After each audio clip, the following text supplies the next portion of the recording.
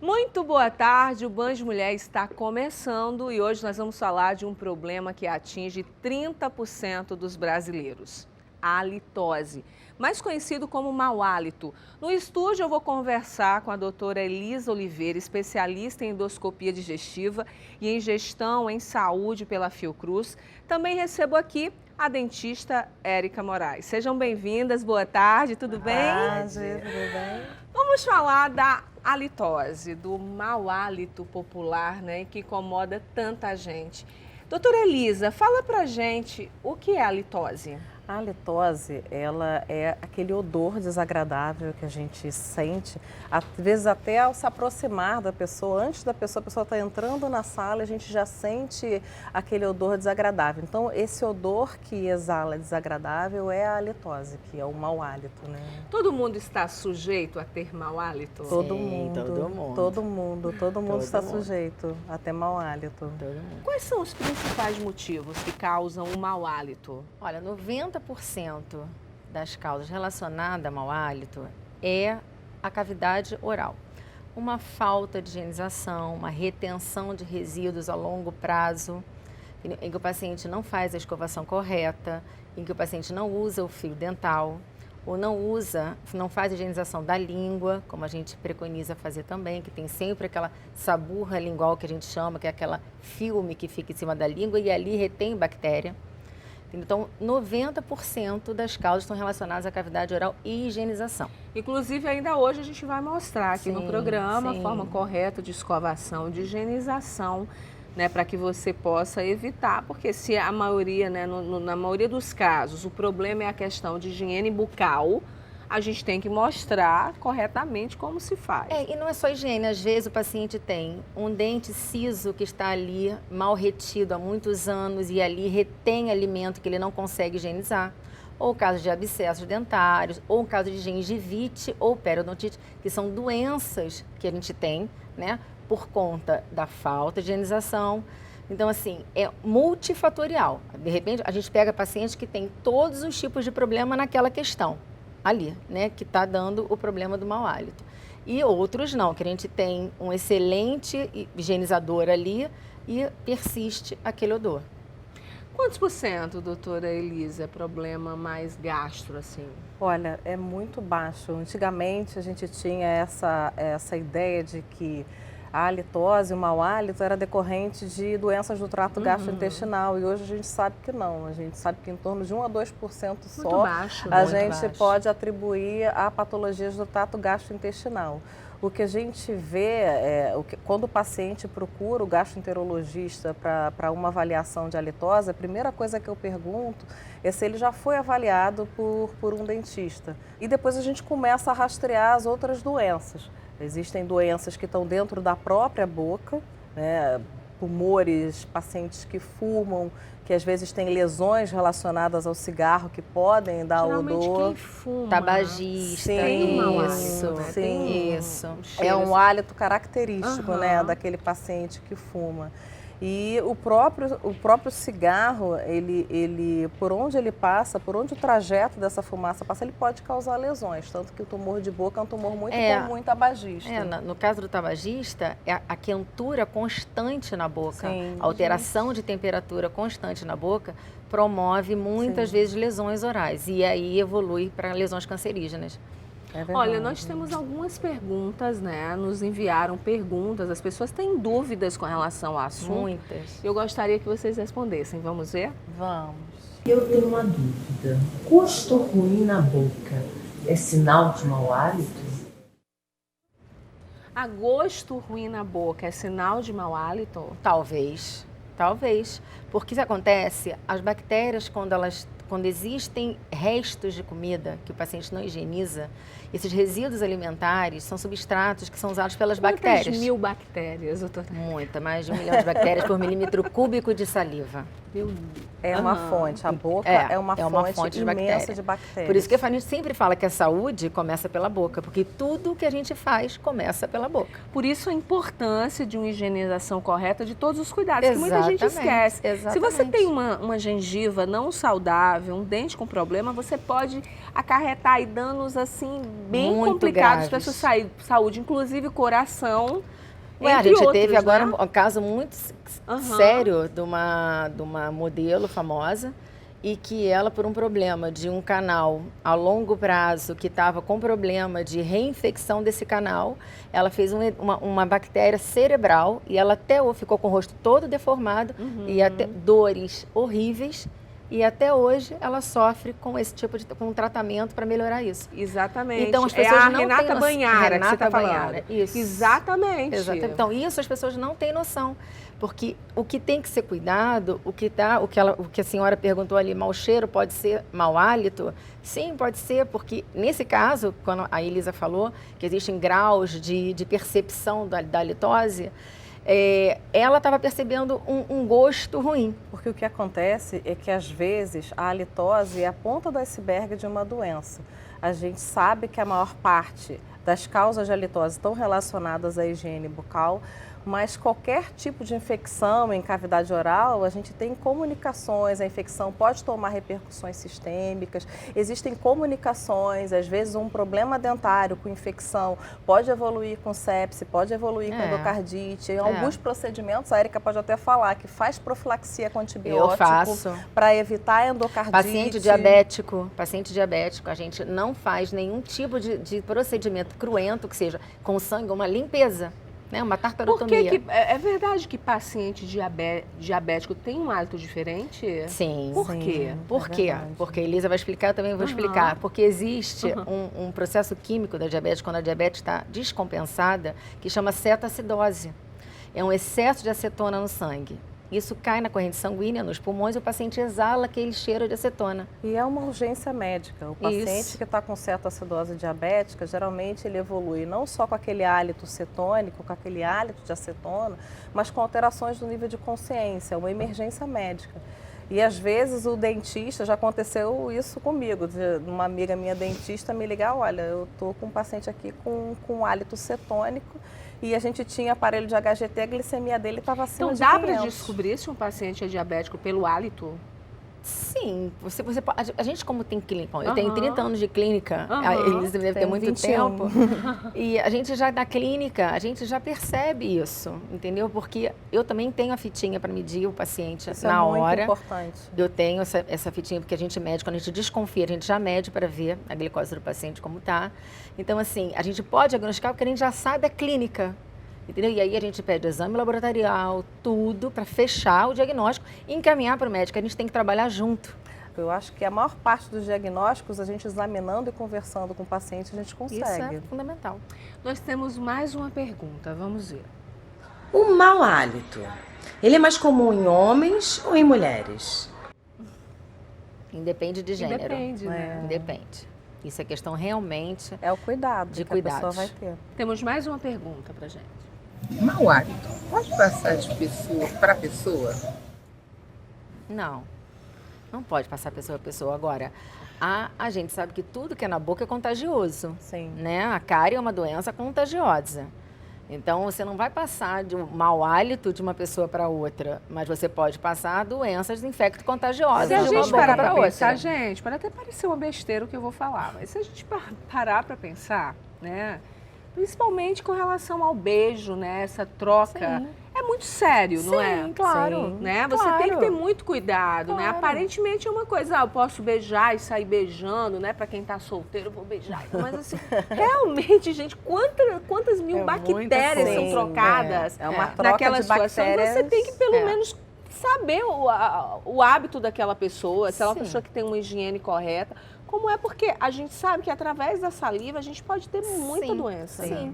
E às vezes você tem feridas abertas na boca, Aham. ou alguma coisa que você não sabe, até aftas mesmo. E ali está exposta aquela Sangramento ferida na para gengiva, qualquer e aí- coisa. É que o que acontece é que quando no beijo, se não tiver nenhuma solução de continuidade, conforme a Érica falou, se não tem nenhuma ferida, nada, geralmente não tem nenhum tipo de problema. Mas se a pessoa tiver uma inflamação, Exatamente. uma porta de entrada para essa Exatamente. bactéria, entendeu? Aí já cria Com um isso, problema. assim, pode até parecer besteira, né, doutora? Mas a minha colocação é, a gente faz coisas, né, na nossa vida e no decorrer da vida, que muitas vezes a gente não sabe os riscos não que a gente sabe.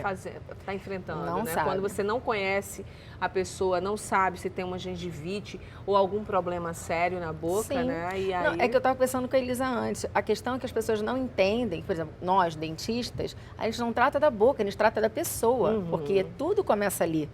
Entendeu? Então, assim, esse cuidado com a boca é um cuidado com a saúde, não é um cuidado com a boca, ou com o dente, ou com a estética. É saúde. Verdade. Eu vou para o intervalo rápido, a gente vai continuar falando sobre esse assunto no próximo bloco, mas ainda hoje nós vamos ensinar uma receita que vai ajudar a melhorar seu hálito. Nós vamos também falar, né, como tratar a odontofobia, que é aquele medo que algumas crianças têm de ir ao dentista. Não só a criança, né, Érica? Tem Não. Quando escuta aquele barulhinho, já dá um medinho. Pode dizer que as crianças são melhores. São melhores? Olha, gente, mas tem muita coisa. A gente vai falar um pouquinho sobre isso hoje. O Band Mulher está começando. A gente volta já.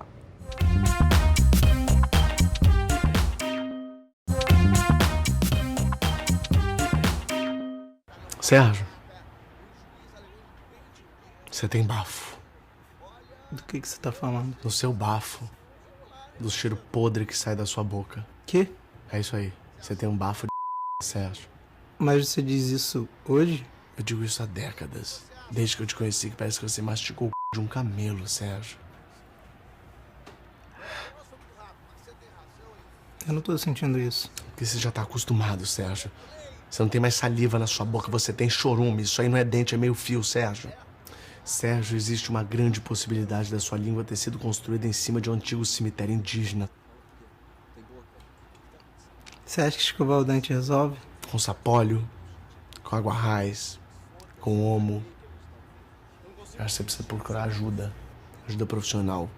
Dos bombeiros, do Roto-Rooter, do Padre Quevedo. Por que você não me avisou antes? Eu tentei, Sérgio, mas toda vez que eu me aproximo de você, alguma coisa dentro de mim morre. Eu tô morrendo aos poucos, Sérgio. Eu só tô conseguindo falar com você agora porque minhas fossas nasais estão obstruídas por conta de uma super bonder. Você acha que todo mundo percebe? Talvez, Sérgio. Mas a gente te ama. Você é um cara legal! A gente só tá tentando te ajudar, bicho! Ótimo, gente. Estamos de volta e hoje falando em mau hálito, né? Muita gente tem vergonhinha de avisar, de falar, outras pessoas se sentem constrangidas. Então, a gente está tentando hoje ajudar, porque, olha, 30% dos brasileiros têm mau hálito. É bastante, não é, doutora Érica? É doutora Elisa? bastante. São Sim. 50 milhões de pessoas, Pois é, mais ou menos. muita gente. Eu estou conversando aqui com a gastroenterologista, a doutora Elisa Oliveira, e com a dentista Érica Moraes. A gente agora vai falar, porque no primeiro bloco, a gente conversando, a doutora Érica explicou e a doutora Elisa que a maioria, né, no maior número de casos, o problema não é estômago, não é nenhum problema gastro, e sim com relação à higienização da boca, a forma que escova os dentes, a falta do fio dental, enfim. E a doutora Érica vai dar diquinhas para você que está meio aí relapso com a higiene bucal, né, doutora Érica? Isso.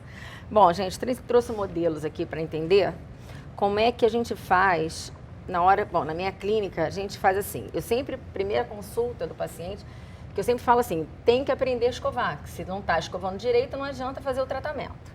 Então, sempre quando é adulto, tá? Porque na criança a gente faz uma outra forma de escovação por conta de função motora, né? Mas no adulto a gente sempre fala que o sentido correto de escovação é gengiva-dente, é o sentido de varredura, porque se você fizer assim, a gente não está removendo placa. Então é isso aqui, esse movimento que tem que fazer. Olha. Sempre esse movimento aqui. A parte superior, onde tem esses gominhos que a gente chama de sulcos, aí você pode fazer o vai e vem. Agora, a parte toda anterior e interna é varredura. A mesma coisa em cima, olha, varredura. Nessa parte aqui da frente, a gente vai inclinar a escova, suja bem o espelho de pasta de dente. E olha, é isso aqui que faz. Agora me fala, Érica, quantas pessoas fazem essa escovação correta? Bom, meus pacientes eu dou uma briga de meia hora a cada consulta e eles fazem, mas é difícil. O que eu peço? É difícil. Não pelo paciente, por o paciente não querer fazer não, mas é por causa do dia a dia. Não, e a forma que aprendeu, A forma né? que aprendeu, o dia a dia corrido, que ele está no trabalho, ele não vai parar. Eu falo que tem que escovar durante 5 minutos para remoção de placa. Então a gente não tem a remoção de placa perfeita. Então eu peço que faça essa escovação caprichada à noite, que é o pior. Pelo menos uma vez ao dia, Pelo menos uma né? vez, com o uso do fio dental. Entendeu? Para faça à noite, que ele tem mais tempo, que ele está em casa e que ele vai ter mais tempo de fazer aquilo. Para ter ao dia, pelo menos, uma escovação completa. E é no momento que a gente vai dormir e que essa boca tem que estar muito limpa. Que a gente tem uma redução do fluxo salivar e a saliva ela é autolimpante. Então, ela vai ajudar na limpeza, entendeu? Então, na hora de dormir, na hora que estiver em casa, faz com mais calma esse tipo de escovação. Os exagerados, Érica, né, que escovam várias vezes ao dia, tem aquela preocupação. Tem algum problema também com relação à saúde ou não? Eu acho que nesse caso é o único caso que mais nunca é demais. Entendi. Entendeu? No caso, é o único problema assim, que eu não vejo nenhum. A não ser que o paciente não pode colocar força na escovação. Porque a escovação é técnica, não é força. Porque muita gente acha que é força. Não Quanto mais força fizer, técnica. melhor limpa, não, né? Pois é, não é. Tanto que a gente recomenda sempre escova macia, sempre a escova macia, de cabecinha pequena, que a gente consegue levar até lá atrás na hora da escovação, entendeu? E escovar sem fazer força, porque é a técnica correta que vai fazer remoção de placa, não a força. Fio dental. Sempre. Sempre. A Sempre. forma correta de usar. Sempre passar o fio dental entre os sulcos, levando o fio dental lá embaixo e voltando de um lado e de outro. A gente não tem esse Vzinho aqui? Então, é lá embaixo que ele tem que ir. Consegue mostrar pra gente nesse formato, Érica? Porque esse dente, ele sai todo. Então, peraí, vamos ver. Você segura pra mim? Que aí eu consigo passar. Aqui, é sempre assim, olha. É esse sulco e puxa pela frente, gente. Não tem isso de fazer assim, não. Porque eu faço assim que a restauração pode cair. Se cair, porque estava ruim. Tá? Então é isso aqui, ó, e isso no sulco, isso no outro e puxa. E você está removendo a placa. Se você fizer assim, pensa bem. Você está deixando a placa aqui. E não usa o mesmo pedaço do fio pro próximo dente. Nem lave o fio dental, tá, gente? Joga fora. Porque é bem baratinho. Tem gente que lava o fio dental? Tem de tudo. Oh, Glória. Gente, adorei, Elisa. Tem de tudo. Ô, Glória. Tem de tudo. E isso aqui é um raspador lingual. Você tá vendo? Tem vários tipos de raspadores, vários. Esse é um deles, que tem umas serdinhas aqui. E você vai, depois da escovação, passar na língua ali para remover aquele filme, aquela saburra lingual, que é aquele filme branco que fica em cima da língua, tá? Para fazer uma higienização toda completinha. Agora, gente, a gente sabe, né, que avisar a pessoa que tem mau hálito é complicado, né? Muito. Pois é. Mas você sabia que pode pedir ajuda a um profissional para isso? Existe um serviço promovido pela Associação Brasileira de Halitose, o SOS Mau Hálito, que avisa a pessoa que está com mau hálito. A doutora Beatriz Soares, que faz parte da associação há mais de 20 anos, mandou um vídeo para a gente falando sobre esse serviço. Vamos ver. Eu faço parte da Associação Brasileira de Halitose, ABA, que é formada por profissionais da área de saúde que se dedicam principalmente ao estudo e pesquisas sobre halitose, mau hálito.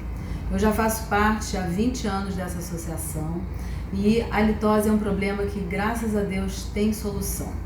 No site da nossa associação, que é o www.abha.org.br, tem o serviço SOS Mau Hálito, que é um espaço na internet criado para as pessoas que têm um amigo, um colega portador desse problema e que ficam constrangidos em avisá-lo.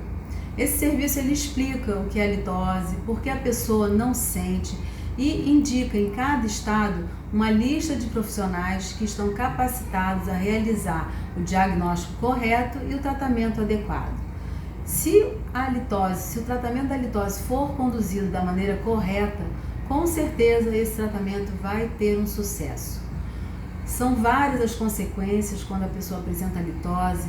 Ela se afasta da sociedade, ela se retrai, às vezes ela deixa seu trabalho, sua faculdade, enfim, é um problema sério, né? Deveria ser considerado um problema de saúde pública e muitos exames que são pedidos, né, seriam, né, economizados, porque chegam no consultório pacientes com vários exames que são desnecessários e que o tratamento, né, não precisa ser realizado dessa forma.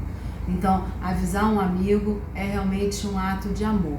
Não deixe de falar, entre no site da nossa associação, tenho certeza que seu amigo vai agradecer você para o resto da sua vida. Olha, eu agradeceria. Muito bom. Né?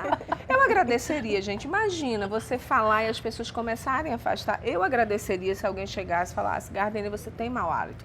Tem que agradecer, não é? Tem. Mas se você não tem coragem para falar, pede ajuda ao SOS. Agora, olha, hoje aqui no nosso programa é dia de saúde na cozinha. Daí nós temos um vídeo feito pela nutricionista Daniele Moreno, dando dicas de alimentos que melhoram a saúde do estômago e podem também auxiliar no combate ao mau hálito. Vamos ver?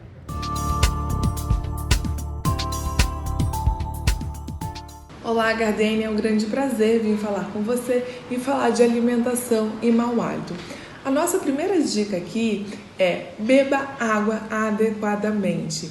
Quando a gente não ingere água adequadamente, a gente aumenta as chances de proliferação de bactérias na boca por conta da baixa salivação.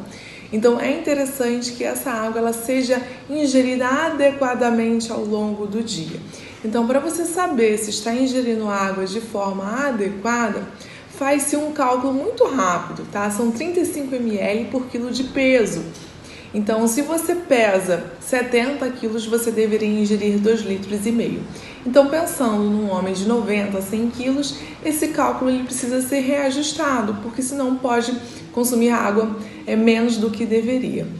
Uma outra dica também, é que poucas pessoas sabem, é que o nosso corpo, quando falta água, tenta se reequilibrar, se reidratar novamente. Então, principalmente puxando água do intestino. Então, muitas vezes esse mau hálito também é em decorrência disso. Uma outra dica também muito legal é sobre o consumo de frutas cítricas.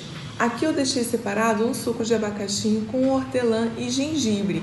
A hortelã, ela tem essa ação antisséptica, o gengibre tem ação antimicrobiana e anti-inflamatória, e a fruta cítrica, ela tem essa ação de estimular a salivação. Então, favorece essa higiene bucal naturalmente. Uma outra dica também legal é o limão, água com limão ou até mesmo tomar um suco de limão. Então, são dicas fáceis de colocar no dia a dia, de práticas também. E o principal, não esqueçam de ingerir água adequadamente, tá bom? Espero que vocês tenham gostado e um grande beijo. Tchau, tchau. Muito obrigada, Daniele, pelas dicas. Olha, água, bastante água, não é, doutora Elisa? Sim, fundamental. A gente vê que a desidratação ela é um fator assim, de risco para quem quer ter halitose. A gente tem que se hidratar bastante para ter uma produção maior, assim, estimular aquele líquido ali, para a gente estar sempre hidratado, não secar a saliva. A gente estava até conversando, né, Érica, sobre essa questão da saliva. Quem tem a boca seca, Sim. que é outro fator também da halitose. Entendeu? Érica, agora a gente já falou da importância de uma escovação correta com relação ao fio dental. A gente já viu que a maioria dos problemas não é da parte gastro, e sim com relação à higienização mesmo. Agora, muita gente escova, usa o fio dental, mas esquece da língua. Sim. Eu vou mostrar aqui basicamente como é. Imagine se tivesse uma língua aqui e vai limpando nesse movimento, removendo aquela saburra lingual, que é aquele filme que fica em cima da língua. Que ali, a língua ela é cheia de papila que a gente não vê. E ali fica cheio de placa, e que são alimentos, restos de alimentos retidos ali. Então você tem que limpar, lava o raspador e guarda junto com a sua escova. Muito bom. Agora eu gostaria que as duas comentassem comigo aqui rapidinho sobre hábitos que prejudicam a saúde da boca. Então, vamos lá. Ranger os dentes, que é o bruxismo, né? No caso aqui é ranger, a gente pode ranger ou apertar. São hábitos parafuncionais, porque você quando você tem o hábito de ranger os dentes, você está forçando aquela parte periodontal toda ali e que pode levar a uma perda dentária se não for tratado. Força na escovação a gente já falou que não é. Não né? é para ser feito. A forma correta e não força, Sim. né? Alimentos ácidos como limão, né? Todo dia tá na moda tomar limão de manhã que emagrece. Então, isso causa uma erosão ácida. Erosão ácida é quando você tem toda a parte da raiz ali do dente é consumida pela acidez do limão. Então, gente, está na moda, não emagrece mesmo, né? Mas não deve ser feito regularmente, tá? Elisa, consumo de açúcares, cigarro e álcool. Na verdade, isso daí, assim, está restrito para qualquer tipo de hábito saudável de vida, né? O açúcar, o cigarro e o álcool são agressores diretos. Em relação ao açúcar especificamente, a gente tem a questão das bactérias, né? As bactérias, elas se alimentam desse açúcar que está aí, elas produzem metabólitos desse açúcar que está aí, que auxiliam também nessa exalação desse cheiro desagradável, que é o mau hálito. Então, o açúcar, ele é danoso. E no dente mesmo, né, Érica? Claro. Em relação ao dente... Roer as unhas, Érica. Não, roer as unhas não pode, gente, porque dente não é ferramenta. Dente não é ferramenta, não pode. Isso é hábito parafuncional. Não pode. E não usar o fio dental não pode, também, né? Não pode, tem que usar fio dental sempre. Todos os dias. Olha, eu quero agradecer, deixa eu te dar um beijo. Muito obrigada por terem vindo. Prazer. Pra gente falar sobre esse problema sério, gente, mau hálito, né? Um problema social, a gente sabe que constrange. E a nossa função aqui diariamente é levar a você assuntos que te ajudem no dia a dia. Então, se você não tem coragem, pega o telefone do SOS. Isso, pede ajuda, alguém vai avisar que a pessoa que você, né, está preocupada, tem mau hálito, vai instruir de alguma forma para que ela busque ajuda, né? Seja ir ao dentista, buscar, né? Investigar quais são as causas do mau hálito. Normal não é, então tem que cuidar. Bom, a gente vai para um rápido intervalo e no próximo bloco você vai saber o que é a odontofobia, aquele medo que nossas crianças muitas vezes têm de irem ao dentista. A gente volta já, não sai daí.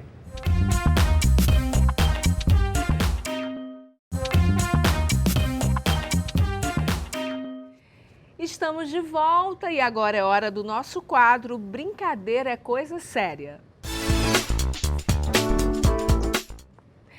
Bom, a gente falou nos blocos anteriores do programa com relação a mau hálito, higiene bucal e todos os cuidados. Agora a gente vai falar de um problema comum que afeta adultos e crianças, que é a odontofobia, o medo de ir ao dentista. Daí eu tenho imagens aqui, né, de duas crianças falando sobre esse medo. Uma tem medo e outra não. É hora do nosso povinho fala, vamos ver. Eu tenho medo de dentista porque eu como muito doce, como toda criança. E eu tenho medo de ir no dentista por causa do barulho do limpador do dente, né? Pra limpar o dente, pra tirar a cárie, pra fazer... pra limpar o dente. E eu tenho medo também do jaleco lá, que é meio um jaleco lá que eles usam pra poder ter higiene, né? Eu tenho medo porque parece que é um médico que vai pegar e vai arrancar todos os seus dentes. E por isso que eu tenho medo de dentista. Eu gosto de ir no dentista porque faz bem para os meus dentes, não quero ficar com muita cárie. Eu fui no dentista, me diverti muito, conversei bem com o dentista, ele me ajudou muito, disse que eu não posso fazer, que eu posso fazer. E eu espero que vocês cuidem dos seus dentes para não ficar com cárie, pais, mães, todo mundo, para não ficar com cárie igual eu tava. Mas se vocês ficarem, continuem com o dentista. Com certeza, a gente tem que contar com o dentista. Agora nós vamos falar sobre isso com o odontopediatra Eduardo Caiado. Seja bem-vindo e temos aqui também as crianças, que é a Pietra Andrade e a Nívia Carolina. Quem é a Pietra? Sou eu. Ah, e quem é a Nívia? Você? Quem tem medo de ir ao dentista? Eu. Por quê? Eu acho que vai fazer alguma coisa no meu dente. Doutor, parabéns pelo trabalho. Muito a gente obrigado. sabe que é um medo que não só as crianças, mas os adultos também, quando Para todas as faixas etárias. no motorzinho, a gente já quer fugir do dentista. E olha, qual a maior dificuldade? Por que esse medo? E como foi essa descoberta para fazer deste momento um momento assim tão feliz e satisfatório a ponto da criança desejar ir ao dentista agora, né? Tem que virar um divertimento. Primeiramente, obrigado pelo convite. Eu te agradeço. E Existem dois tipos de paciente. Aquele que já tem um medo por uma má experiência e aquele que nunca foi. Então, nesse momento, o mais difícil é você tentar desconstruir a imagem do que não foi satisfatório para a criança. E aí é a hora que entra a psicologia.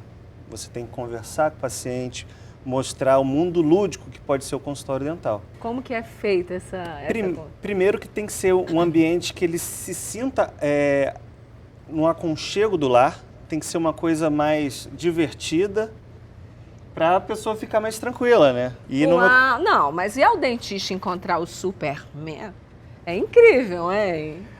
Gardênia, facinho desse jeito? Eu brinco que antigamente, eu sempre fui muito bom de palavra, mas assim, a partir do momento que eu comecei a me fantasiar, eu parei de gastar um livro todo e hoje em dia falo meia dúzia de palavras e eles já ficam envolvidos no mundo da odontologia e fica mais fácil e mais prazeroso tanto para eles quanto para mim. E o trabalho flui melhor, sabe? Então ali nós temos o Superman cuidando da criança. O Super-Homem, o Batman, o Homem-Aranha. O Toy Story. Toy Story. Gente, dá licença, tá, doutor? Vem pra cá comigo. Gente do céu, peraí. Vem pra cá, minhas fofinhas, Pietra e Nívia. Vem pra cá. Quer dizer que você consulta com essa roupinha do Toy Story. Eles têm que se sentir... Adorei. Eles têm que se sentir em casa. Adorei. E aí fica mais fácil, porque é diferente de você ir ao médico, que a consulta do médico é bem mais rápida. A criança tem que ficar com ela com a boca aberta durante 20 minutos. Então é a forma que eu ganho dela. Ele já chega no consultório e ele vê que ele pode também ser o dentista no consultório. Então, na hora que ele chega, ele abre a minha maleta pediátrica e ele vê tudo que a gente vai... Doutor Dentinho. Olha, Pietra. Doutor Dentinho. Daí, abre a maleta. Você não tem medo, né, Nívia? Vem cá, Pietra. Olha aqui a maleta. Vem cá. Olha, faz aí, doutor. A Pietra tem medo de ir ao dentista. Pietra, olha só, lindinha. Ó, o que a gente vai fazer quando você chegar no consultório? A gente vai mostrar a boca, que é igualzinha a sua, só que essa aqui é de mentira. Então, tudo que tem na maleta é basicamente o que eu tenho no meu kit de exame clínico. Então, tudo que a gente vai executar, ela já está sabendo que vai ser feito. E aí, a gente tem medo do novo. Então, quando ela já conhece o procedimento, ela relaxa. E aí, eu também tenho a ajuda das imagens, dos vídeos. E aí ela fica mais hipnotizada também. E aí, quando chegar lá, vamos falar sobre a escovação. Aí tem um espelho na bandeja, que também tem um espelho aqui na maletinha. Que bonitinho! Isso tudo vai ser da mesma forma que está no brinquedo. Tentando sempre fazer o lúdico. A cadeira, eu brinco que é uma espaçonave. Na hora que ela sentar, ela vai decolar, ela vai chegar para trás. Então, ela vai ficar um pouquinho mais confortável. Qual foi a situação assim mais complicada que você já enfrentou no consultório com relação a esse medo, né? Sim.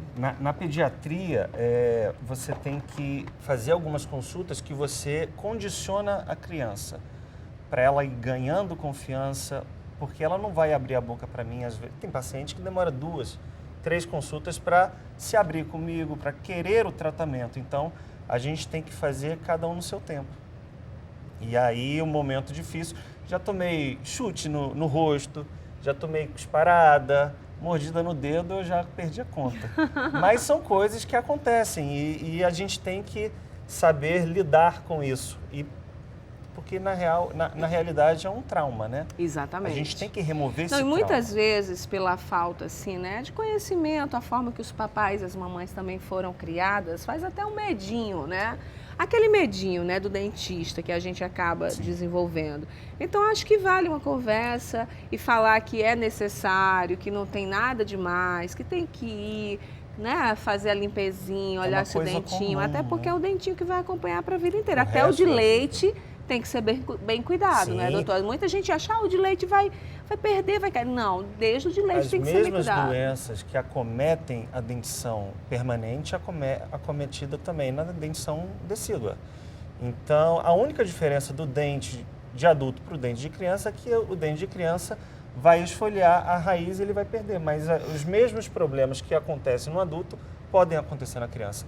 Tratamento de canal, limpeza, até próteses, a gente tem que colocar, muitas vezes, com perdas precoces de dente. Nívia, você não tem medo de ir ao dentista, não é isso? É. Fala pra gente, para todas as crianças que estão lhe assistindo agora, por que você não tem medo de ir ao dentista e por que tem que ir ao dentista?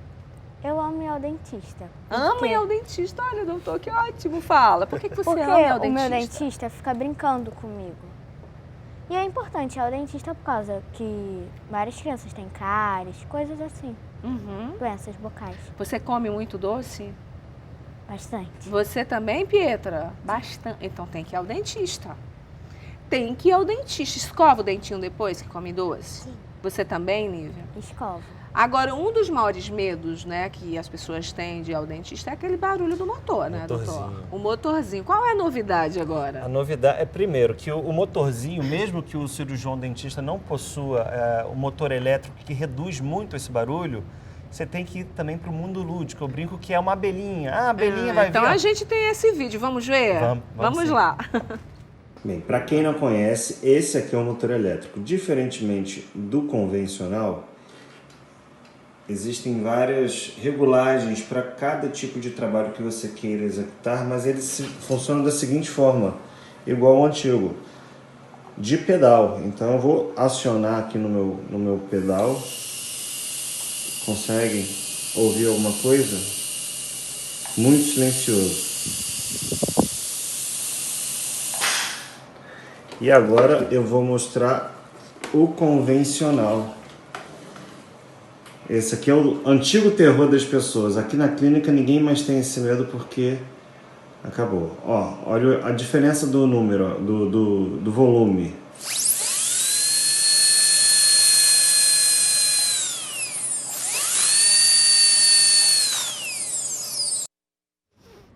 A serra elétrica. É um frio na espinha, né? No meio uma da medula serra, ali. Né? A gente já pensa, ai, já vai aquele medo. Mas quando você não Agora tem... é silencioso. Agora, mas quando você não tem esse artifício, você tem que ir pro lúdico, falar que é uma abelha, que ela vai voar. Aí eu até brinco na boca, faço...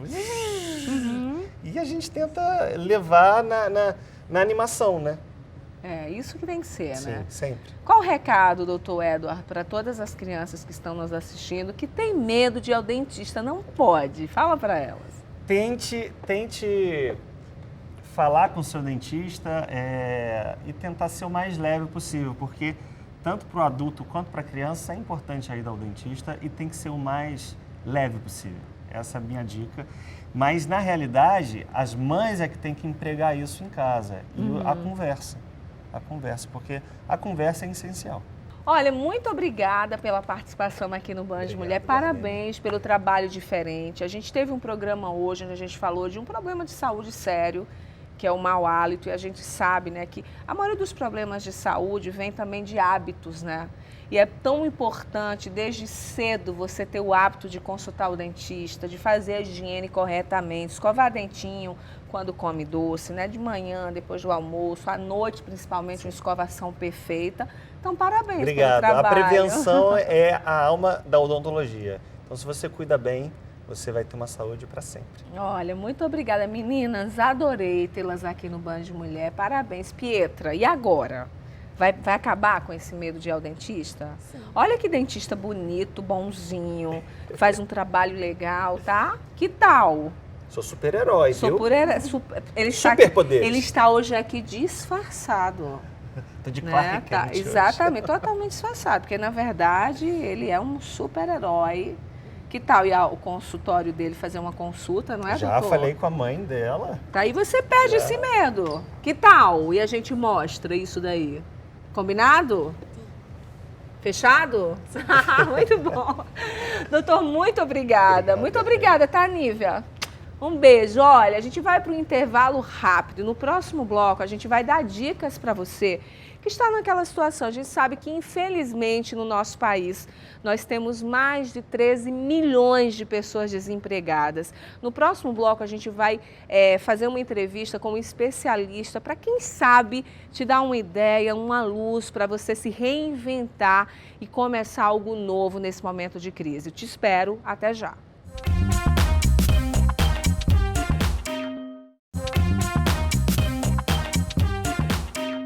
Estamos de volta aqui com o nosso Band Mulher e agora é hora de falar em empreendedorismo. Eu recebo o economista e consultor de empresas, Sérgio Dias, que vai nos dar algumas dicas para quem quer empreender. Sérgio, seja bem-vindo mais uma vez, prazer. Prazer é meu estar sempre aqui no teu programa, acho que é um programa interessante, que a gente pode estar ajudando as pessoas, né? Então eu fico satisfeito de poder estar ajudando. Bom, o segundo semestre começou aí com força total, eu espero e torço, né? A gente tem que torcer como brasileiros pelo país, Perfeito. né? Independente de cor partido, política. Exatamente, tem que torcer para que dê certo, somos brasileiros. O segundo semestre começou com força total, tomara Deus que melhore, mas a gente sabe que existe um quadro muito triste. São milhares, mais de 13 milhões de pessoas desempregadas, muitas mulheres aí que são arrimo de família, né? Mulheres provedoras, desempregadas, precisando, Sérgio, de uma luz para saber o que fazer. Muitas sem nada, nem o mínimo para prover em casa. O que fazer? Qual a sua dica?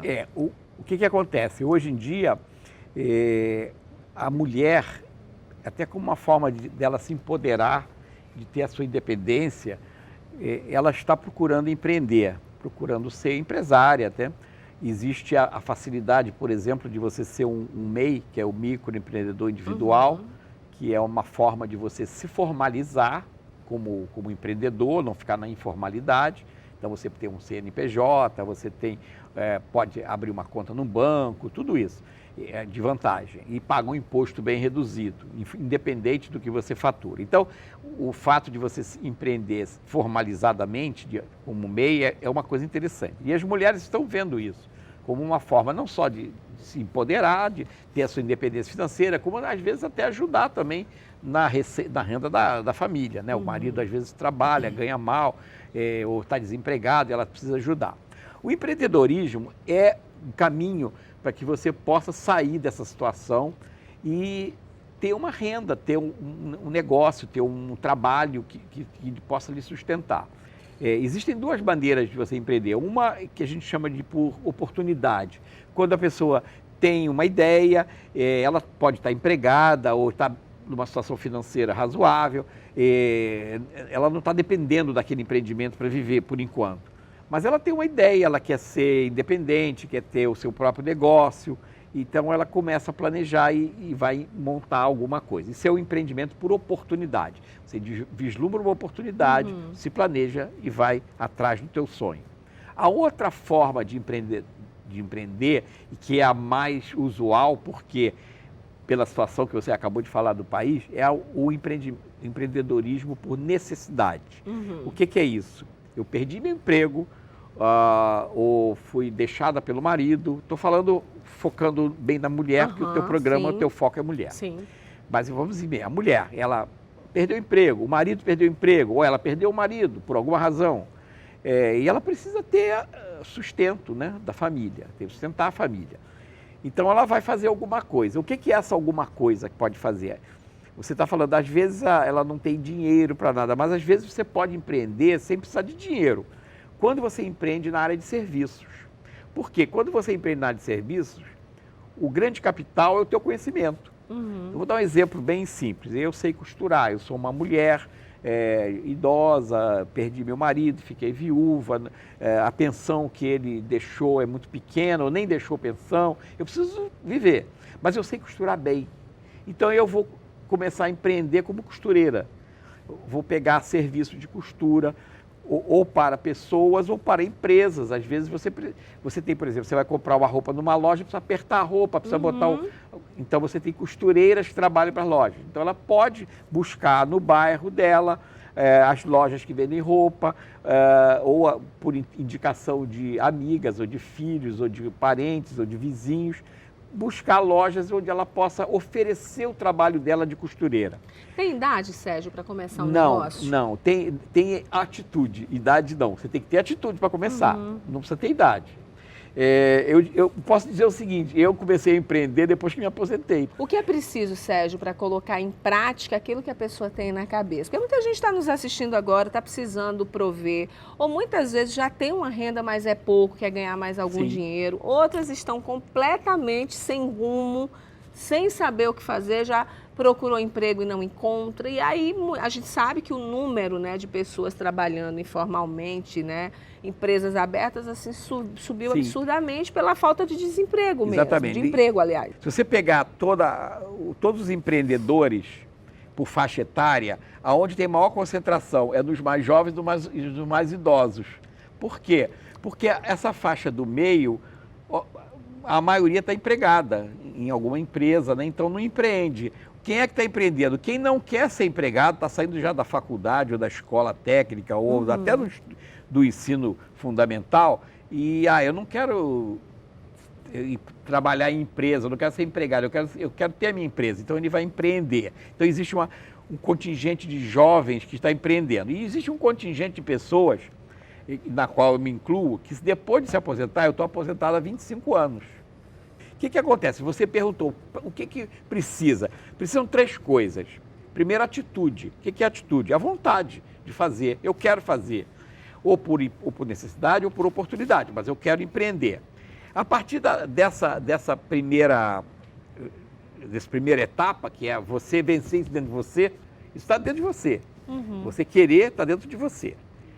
Aí você vai identificar, se você quer empreender, você já deve ter uma ideia do que você quer fazer. Normalmente é alguma coisa que você tem domínio, que você tem conhecimento, que você gosta de fazer. Isso é mais importante ainda.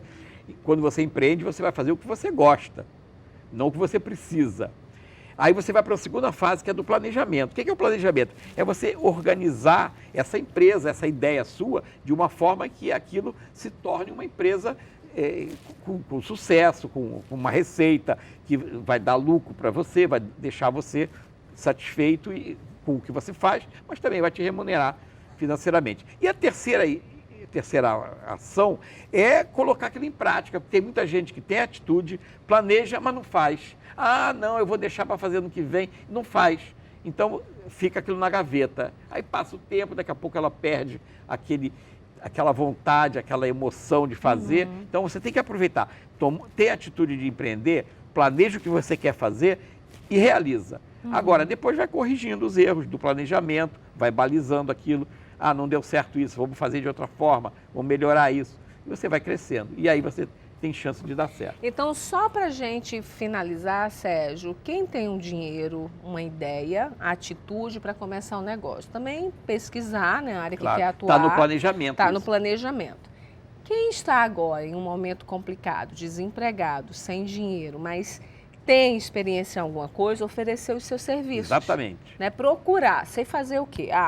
Eu sei costurar, eu vou oferecer, né, para cozinhar, sei fazer cozinhar, bolo, sei doce. fazer uma faxina como ninguém, ou sei fazer bolo. Aproveita agora a onda, Tomar né, conta da novela. De idoso. Tomar conta de idoso, tem um jeito com idoso, com criança. Quantos pais precisam, né, de sair, deixar o filho sob o cuidado de alguém responsável, né? Então, é isso, não é? Sim. Eu acho que você precisa casar o que você sabe fazer, o que você gosta de fazer, o que você é competente para fazer, com as oportunidades que você vê no mercado. Por exemplo, eu sei cozinhar bem, as pessoas comem todo dia, precisam de comer, então você vai oferecer o seu serviço, que é uma coisa que você sabe fazer, para quem está precisando daquilo. E como isso vai? Você pode ser costureira, doceira, cuidadora, educadora, tomar conta de animal, uma série de outras coisas. Eu já vi gente ser companheiro de viagem. Tem gente, a pessoa idosa, quer viajar sozinho, leva com quem paga sozinho. A viagem para ela, ainda dá um dinheirinho para ela. Então ela ganha o dinheiro e ainda se diverte, né? Que vai viajar. Olha, eu quero te agradecer mais uma vez pelas suas dicas. Lembrando que o Sérgio tem um canal, né, no YouTube que você dá dicas, né, exatamente, de empreendedorismo, uma consultoria. Eu quero te agradecer, tá, Sérgio? O meu canal chama-se Programa One, o One é O-N-E. Você entra no YouTube, bota Programa One, tudo junto. Programa ONE, tudo junto. São entrevistas com empresários, com especialistas sobre empreendedorismo. Tem muitas dicas lá, tem pessoas que fazem... eu entrevistei um rapaz que ele criou uma moda suburbana. Então, ele tem uma grife de camisas suburbanas. E era um menino que foi muito pobre, foi abandonado pela família e conseguiu se erguer. E hoje ele já fez 2 faculdades, tem pós-graduação e tem uma grife e está exportando para o Japão. Você vê.